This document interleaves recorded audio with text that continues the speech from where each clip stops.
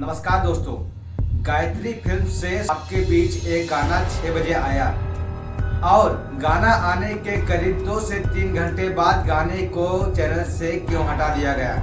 दोस्तों आइए जानने की कोशिश करते हैं इस छोटी सी वीडियो में। जी हाँ दोस्तों, गाने का नाम था बल दे दी हनुमान जी। जी हाँ दोस्तों, गाने का प्रमोशन भी किया गया, गाने का पोस्टर भी आया, गाने का टीजर भी आया, कहाँ तक कोई दिक्कत नहीं थी। उसके बाद में गाने को रिलीज करते हुए गाना चला भी, लेकिन 2 से 3 घंटे के बाद चैनल से रिमूव कर दिया गया गाना। जी हाँ दोस्तों, सुनने में ये आ रहा है कि प्रमोद प्रेमी के इस गाने में सीन कुछ और दिखाए गए थे और आवाज या फिर कह सकते हैं लैंग्वेज बोली कुछ और था।